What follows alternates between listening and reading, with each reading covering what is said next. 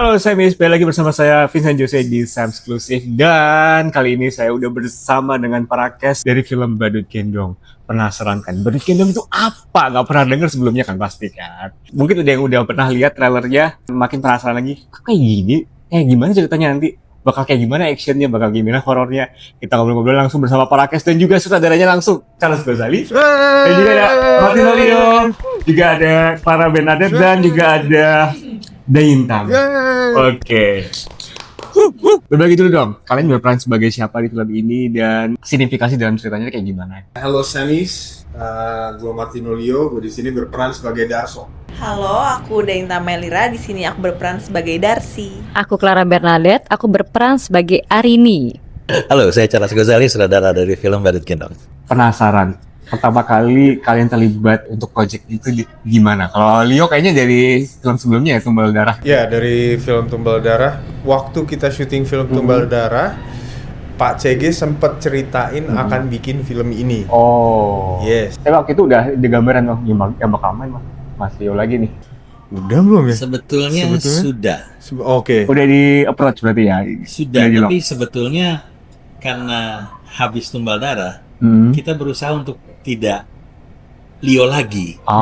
Biar penonton nggak kebayang-bayang masih karakternya di Mandala gitu ya. Tapi nyari ke seluruh Indonesia, baliknya ke Martino Leo lagi. Oh, jadi waktu itu sebenarnya udah sempet ini ya. Oke, kayaknya Leo yang cocok. Terus habis itu pengen nyoba opsi lainnya deh gitu biar ada ininya. Ternyata balik lagi Leo. Banyak sekali aktor yang udah casting.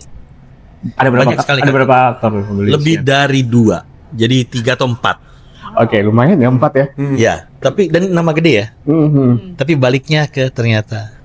Apa sih yang bikin Mas CG yakin ini harus Leo nih yang main? 3 piala citra loh.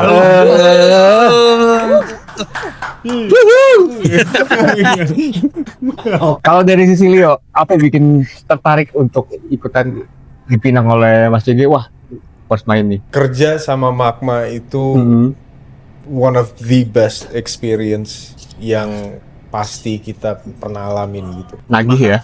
Bukan nagih lagi, justru malah kepengen menjadi bagian dari itu. Oh, Kayak ini contoh konkret banget. Kemarin ketemu sama Ardit. Ardit adalah.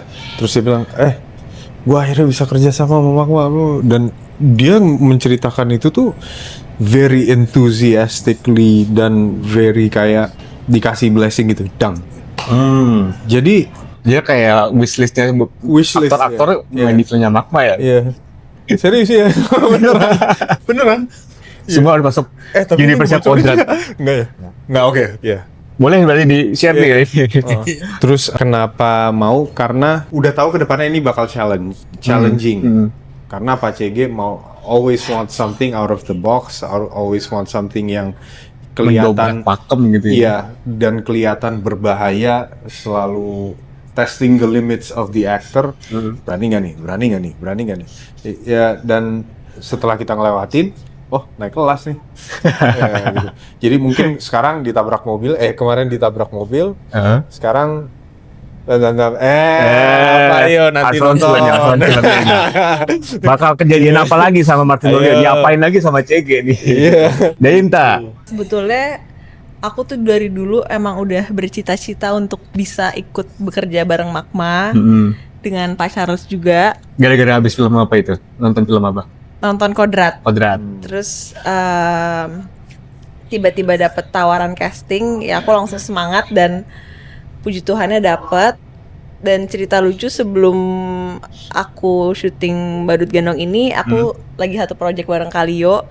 Terus Kalio bilang pasti aku bakal suka di Magma karena Magma itu sangat amat kekeluargaan. Dan pas aku merasakan betul memang adanya kayak Magma tuh sangat amat kekeluargaan. Mungkin ini yang syuting paling aku merasa nyaman. Dengan arahan Pak CG, dengan bimbingannya, membuat aku belajar banyak hal baru dari beliau. Clara. Amin.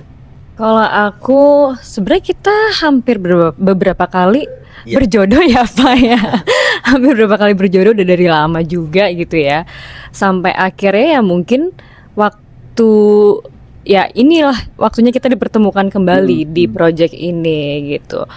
sebenarnya to be honest, waktu ditawarin ini genre horor, aku tuh lumayan agak berpikiran karena jujur aku anaknya penakut ya gitu, apalagi dengan genre-genre horor gitu. Tapi bagaimana Magma ini menyambut dengan hangat, aku ngerasa kayak it's a very warm welcome banget gitu.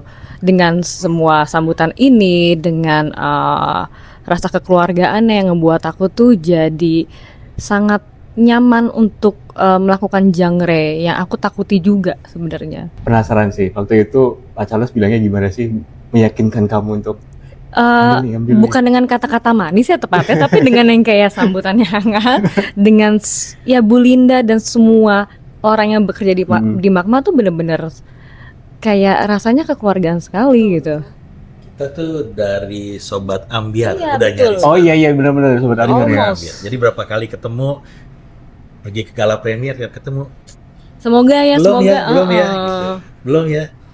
Satu hari ya gitu. Tapi ketika nulis ceritanya Baju Gendong udah ada gambarnya nggak kalau oh ini Clara harus yang Sudah. di sini. Udah ya. Mas Asaf Udah Tarikna, diincar berarti? penulisnya Badut Gendong, memang sudah bilang, oh Clara Bernadette itu pas Oh, buat wah. memerankan Arini. Penasaran nih, Badut Gendong ini kan sebuah konsep yang benar-benar baru ya, belum ada materi aslinya. Ini benar-benar yang aslinya ini dari film ini gitu kan. Dari mana sih ide ceritanya dan ide konsepnya dulu deh, dari konsep dengan Badut Gendong ini dari mana inspirasinya, terus proses kreatifnya kayak gimana, Charles? Pertama kali ngelihat kesenian Badut Gendong itu waktu ke Solo. Beneran ya Badut Gendong itu? Bener ada. Waktu ke Solo 2011, survei persiapan waktu lagi nulis cerita buat Finding Sri Mulat. Oke. Film yang pertama kali memperkenalkan saya dengan Vincent Hussein. Iya betul banget. Pertama kali gue ketemu dia di Surabaya. Dari situ kemudian di antara sekian banyak pertunjukan seni budaya dari sebuah kelompok budaya yang kita diperkenalkan di Solo itu, aku ngeliat Badut Gendong ini unik karena ada orang pakai baju boneka dan bonekanya itu kayak orang yang lagi menggendong. Jadi orang yang pakai baju itu kayak lagi digendong sama bonekanya. Nah, pada saat kemudian kita nyari Ustadz Kodrat setelah trilogi Kodrat ini akan kemana ya? Entitas lawan seperti apa yang kemudian harus dihadirkan yang tentunya beda dengan lawan Ustadz Kodrat di trilogi Kodrat, yaitu iblis. Oke. Jadi sesuatu yang bukan iblis, sesuatu yang mesti nyata, yang real, tapi apa gitu loh. Nah kemudian konsep Badut Gendong di saat waktu lagi ngelihat boneka itu jadi seperti menggendong yang memakai baju bonekanya, gue ngelihat itu kayak konsep dua orang itu jadi satu. Dua orang jadi satu itu kemudian gue bilang, ini kalau kita bikin jadi satu entitas yang kemudian tidak mau dipisahkan bahkan oleh maut sekalipun, jadi dia melawan takdir gitu ya. Ini mestinya menarik nih karena berarti lawan Ustadz Kodrat nanti setelah trilogi adalah sosok yang sangat emosional karena Ustadz Kodrat juga kan dalam perjalanannya harus berjuang melawan takdir yang kemudian terus mencobai dia. Betul. Kehilangan istrinya, kehilangan anaknya gitu ya. Ada persamaan nasib ya antara Iya, dengan tetapi yang satu kemudian ke jalan yang benar, yang satu kemudian ada di persimpangan yang terus kemudian dengan situasi, keadaan, dan berbagai macam kejadian kayak didorong buat nyebrang jauh ke sana. Perbedaan konflik yang kemudian datang dari sebuah kesamaan cobaan itu yang kemudian kita bilang, ini mestinya menarik nih. Gitu, karena Kodrat itu kan bicara keikhlasan. ya. Gitu ya. Jadi dari situ kemudian idenya muncul dan kemudian memang akhirnya Badut Gendong lahir dan disiapkan sebagai salah satu villain yang akan hadir atau antihero yang akan hadir di semestanya Kodrat. Oke, jadi Badut Gendong ini adalah salah satu villain yang akan berhadapan langsung dengan Ustadz Kodrat. Di Badut Gendong 2. Oke. Tapi penasaran, apa yang membuat Pak Charles ini yakin kalau harus Badut Gendong dulu nih sebelum ke film ketiganya Kodrat? Karena pada saat waktu lagi kita bicara soal trilogi Kodrat, terus terang nulis Kodrat itu nggak mudah ya. Perlu waktu. Jadi Kodrat 1 ke Kodrat 2 itu 3 tahun. Kodrat 2 ke Kodrat 3 pun kami persiapkan di kisaran 3 tahun. Nah, menurut kami di tengah masa itu ada kesempatan untuk kemudian mempersiapkan origin dari entitas yang kemudian akan hadir setelah Kodrat 3. Jadi penonton kita siapkan akan sebuah origin ini dan nanti kalau nonton di Badut Gendong akan ada Easter egg bagi fans Kodrat yang kemudian bisa kira-kira membaca, oh ini kalau secara timeline adanya di mana nih? Antara Kodrat 1, 2, dan 3 dia masuknya di mana? Ya, Gitu. ya, ya, Akan ada penting, Easter penting. egg-nya. Jadi nanti ini kita kayak nyiapin penonton setelah Kodrat 3, Kodrat will return again. Oke, Gitu. menarik. Berarti selain Badut Gendong bakal ada spin-off lainnya nggak yang dari Kodrat Universe ini? Mudah-mudahan. Tapi udah disiapin dong. Diusahakan, Mancing sedang terus. diusahakan. sedang diusahakan. Oke, buat Leo dan Dainta. Di sini kan dipertemukan lagi jadi pasangan ya. Iya. Aku nggak tahu kalau dari trailernya sih Dainta nggak terlalu banyak mungkin perannya ketika itu. Nggak tahu ketika dia jadi entitas ataukah tetap diperankan oleh Dainta atau Badutnya aja atau ada body double-nya atau gimana? Jawab dong. Aku spoiler ya dia. Enggak. Dia tahu kok jawabannya. Dia malu-malu. Sebetulnya kalau kata Pak Charles Lempar body.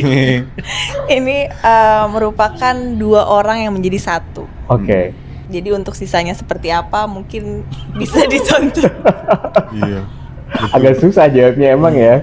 Untuk menjaga biar rahasianya nggak terlalu terbongkar Bisa gitu. juga Darso, bisa juga Darsi. Jadi Oh itu. itu Jadi kalian harus berperan jadi Darso dan Darti juga, Darso dan Darti juga gitu. Belas. Atau gimana nih?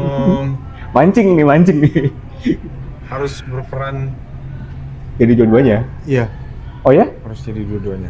Wah, nah itu tuh pasti perlu perlu bonding yang luar biasa antara kalian berdua. Wah kita bonus banget. Ngapain aja sih penasaran? ayo bro banget.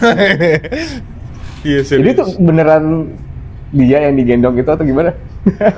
Jadi kemana-mana digendong dia? Iya, benar. Serius? Beneran. Wow. Iya. Kasian banget jadi Leo ya? Enggak Gimana? dong. Enggak, jadi itu tuh sebenarnya kan itu kostum. Oke. Emang boneka. Mhm. Cuman di situ ya ada satu elemen dari Darcy yang dipasang di badutnya Di supaya dia ngikut kemanapun Darso pergi. Jadi Oke. Darso dan Darcy selalu menjadi satu. Gitu. Oke. Jadi sebenarnya kalau misalnya aku boleh berspekulasi ya, Badut Mhm. Gendong ini sebenarnya kayak anti-hero gitu. Ya, Bisa Dan berarti kita dibilang. bakal ada di sini bakal ada villainnya lagi sebenarnya gitu kan. ya Bisa dibilang. Pinggir jurang semua nih aku mancingnya ya. Kalau Clara berada di sini, kamu kan kalau aku baca dari sekilas dari ceritanya nih, kamu berperan sebagai ini ya apa yang menginvestigasi kasus Badut Gendong ini dan juga kasus developer yang nakal ini kan. Dan kamu karakternya bakal sering berinteraksi dengan karakter yang diperankan oleh Debbie Romero. Betul ya? Bener nggak? Ya. Ya, oke. Gimana kamu menjalin bonding dengan Debbie Romero itu? Mungkin kalau Darso Darti itu pasti lebih banyak reading bareng, Ya. ya aku pun juga pasti lebih banyak reading bareng sama Derby gitu. Kenapa? Karena banyak banget dialog-dialog kita berdua. Kenapa? Karena bisa dibilang karakter si Arini ini sendiri memang harus berhubungan dengan karakternya yang diperankan oleh Derby. Ya. Sebagai perwakilan dari desa itu yang bisa diajak penyelidikannya lah Iya. gitu. Dan itu penting banget sih. Jadi akhirnya memang banyak nguliknya ke dia gitu. Memang tapi ntar bisa dibilang karakter aku dan Derby ini tuh lebih kayak buat penyusun puzzle ya Pak ya. Penyusun puzzle atau yang membantu penonton lah untuk makin menguliti nih gimana nih ceritanya, siapa sosok di balik dari teror-teror ini. Jadi kita kayak agak lumayan mewakili kacamata penonton. Oke. Sebenarnya karakter aku dan Derby ini Jadi penonton yang diarahkan melalui kacamatanya si Arini ini. membantu lah. Pasti ada spekulasi dari penonton sendiri juga, tapi karakter ini membantu untuk penyelidikan itu. Oke. Biasanya kalau Charles Gonzalez itu terkenal action. Di sini apakah juga bakal kental action horor juga kayak Kodrat? Berapa persen? Karena tetap horror action berarti horornya yang lebih kental. Film ini cukup gore. Lebih gore dari Kodrat. Iya, karena Oke. ada adegan kalau misalnya boleh dilihat di teaser kan ada sosok yang kemudian jalan bawa muka ya. Hmm. Ada kalimat yang kemudian dibilang bahwa banyak kematian yang tidak wajar terjadi. Betul. Jadi gore itu akan hadir cukup kuat di dalam film Badut Gendong. Kalau boleh dibilang lebih gore dari Kodrat, iya. Karena terus terang kami dalam mengajukan filmnya ke sensor lebih deg-degan dibandingkan Kodrat gitu. Jadi mestinya lebih gore. Action tetap ada tentunya, tapi lagi-lagi kita berusaha mencari action yang unik gitu, yang berbeda. Salah satunya adalah memang ada adegan perkelahian dan Leo harus berkelahi dengan kondisi sambil tertidur. Ya. Jadi Wow. sambil setengah terlentang ke belakang, tetapi harus tangan dan kakinya bertarung dan posisinya matanya harus tertutup. Jadi kadang-kadang ada yang gerakannya udah bagus, tapi terus kita bilang, tapi tadi matanya kelihatan terbuka, jadi diulang lagi sekali. Harus merem, Mbak. Unfortunately ya harus merem gitu. Ntar kalau mau gerakan, kalau mau ngukur gimana biar ini? Ya lu boleh ngeliat, tapi kalau pas nggak kelihatan kamera, Wah. coba dicari kesempatannya. Jadi misalnya kalau kamera di sini, pas begitu dia bergerak dari sini, kemari kan nggak gitu kelihatan, ya boleh lah ngeliat sedikit buat ngukur itu. Tapi Iya, selebihnya ya dia harus Sepresisi itu ya. iya. Jadi mungkin kalau dia Cina gua, dia mungkin lebih mudah memerankannya. Sayang dia cukup blok gitu. Kalau gua lebih gampang nyontoinnya gitu. Berapa kali take? Itu adegan itu berapa lama? Udah ikhlas sih, itu mau berapa kali, ya Udah udah ayo, iya nggak apa-apa. Udahlah, pokoknya jalanin aja lah ya. Gitu, ya. Itu Jalanin aja. berapa hari deh, itu kan berapa kali lagi, berapa hari? Berapa Buat hari adegan kita, itu. Bang? Bahkan ada adegan dia dalam kondisi tertidur itu dikejar mobil dan lari. Di teasernya ada. Berarti almost semua actionnya melibatkan Leo itu semua dia dalam keadaan merem atau Iya. ada? Wow, seriously? Iya. Agak PR banget ya. Dulu di Tumbal Darah dia harus berkelahi dalam kondisi yang setengah mati, udahan ya udah berdarah-darah. Ini harus merem pula. Selain merem ada lagi satu. Apa tuh? Kalau orang tidur gimana? Biasanya gini kan. Jadi Jadi pinggang cukup mau patah itu lumayan itu. itu konsepnya jadi gimana? Dia sebenarnya dalam kondisi lagi tidur. Kan dia berdiri. Ah. Tetapi kan kemudian bonekanya yang bangun. Kalau dilihat di teaser atau di first look, kan bonekanya yang kemudian bangun tuh. Dia di belakang Iya. dan pada saat kemudian dia bangun kan dia begini. Jadi secara konsep itu seharusnya yang bergerak itu adalah bonekanya yang Iya. gerakin gitu. Iya. Oh, I Sehingga see. kemudian dia harus begini sepanjang adegan itu. Jadi kalau Darso lagi melek, yang menjadi boneka ya boneka. Oke, Kalau menarik. Darso menarik. lagi tidur, yang hidup boneka, bonekanya adalah Darso. Jadi antara dua. Leo, Oke. tadi matanya kelihatan terbuka, kita ulang lagi, atau Leo kurang ke belakang badannya. Kurang kayang gitu ya. Iya, kurang kayang, kurang rebah Leo. Padahal aku kalau tidur gini loh. Iya, ikan kali. Tapi Leo gak pernah protes gitu. Enggak. Bang CG bisa nggak sih ini misalnya di CG aja gitu kan bisa kan ya itu kelihatan itu merem gitu. Masalahnya satu, dia bergerak cukup cepat kemana-mana. Oke. Dan kedua sebetulnya lagi-lagi ya, kayak kita kalau bikin adegan laga kan kita berusaha speednya sereal mungkin. Ya, oke. Jadi kalau misalnya bisa sekilas gitu, karena tidur kan juga ada yang nggak harus merem banget ya. Kan segini itu orang yang tidur tuh juga ada yang begini. Jadi gue bilang, ya kalau setipis itu masih boleh lah. Yang penting pokoknya orang secara gambar itu kalau Sekilas, ngelihat, orang nggak ngelihat tuh lagi buka mata. Dan gerakan tubuh juga nggak lagi dalam keadaan bangun gitu ya. Jadi walaupun dia bergerak tangan begini, tapi badannya begini. Wow. Itu konsepnya sangat gila banget sih. Makanya 3 Challenge. piala citra. Aduh, penasaran banget. Penasaran banget pengen lihat gimana sih perkelahian. Di trailer teaser belum terlalu banyak yang ditunjukin ya action-actionnya itu ya Pak Kuliah. Belum. Tapi nanti ada itu. Di dalam mobil yang ngebut itu juga Clara bertarung lawan Kiva sambil mobilnya goyang kanan kiri, ditendang Kiva keluar dari mobil gitu. Itu ada juga. Ya lumayan lah ya Clara. Seru-seru Pak. Lumayan ya. Gila, Lagi lu kok. masokis banget ya dia mendisik sama CG ya. Setelah Kodrat, terus abis itu ada Badut Gendong. Apalagi nih ya, kira-kira bisa dibocorin dikit aja, gak usah disebutin tapi kata kunci aja lah, bakal apa lagi nih bakal disebutkan dari Kodrat Universe ini atau dari Magma lah secara umum, mungkin ada selain dari Kodrat Universe. Kodrat 3. Jadi next di slate-nya ini setelah Badut Gendong langsung Kodrat 3 berarti ya. Mudah-mudahan ada dua project yang harus kita lihat pergerakannya bagaimana. Tapi yang pasti Kodrat 3 kan itu merupakan janji dari Kodrat 1 dan Kodrat 2 ya. Itu pasti yang akan hadir gitu.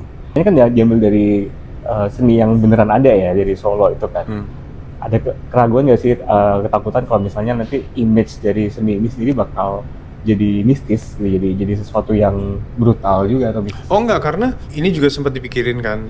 Terus langsung kita gandeng gurunya Mbak Dayinta, Ibu Eli ya. Bu Eli. Yes. Dia langsung menjadi kayak oke, yang ini boleh, yang ini jangan, yang ini apa. Tapi tarian aslinya nggak Advisor mistis kan sebenarnya, kan ada beberapa tarian di Indonesia yang memang mistis banget kan memang. Bahkan di saat ada kejadian mistis yang menyeramkan, hadir kemudian tarian yang akan membuat penonton kembali melihat memang ada cinta yang begitu kuat antara Darsi dan Darso yang begitu tulus di tengah-tengah momen mistis. Jadi harusnya elemen dari budaya itu tetap mewakili sosok Darso dan Darsi yang memang saling mencintai satu sama lain. Bahwa kemudian Darsi menjadi sebuah entitas yang meneror banyak kejadian di film ini terjadi karena memang ada kuasa jahat yang dibangkitkan oleh seorang mungkin dukun atau seorang ketua atau pimpinan di sebuah desa yang namanya Ki Kamboja yang diperankan oleh the legendary Barry Prima. Oh my god, Barry Prima. bakal epic banget ini. Kita juga sabar banget pengen nontonnya kan. Dia jadi guest star sangat bagus sekali di sini. Luar biasa ya, makin lama makin gila ya, gak kebayang sih. Barry Prima. Legend. Om Barry, I love you. Om Barry, I love you. Hai Semis, Hai, jangan Semis. lupa nonton film Badut Gendong Gendong mulai 27 Mei 2026. hanya di bioskop. Idul Adha 2026 di bioskop. Ibu Idul Adha jangan lupa ke Save Studio buat nonton ya, Di sampai Sam rame. Studios.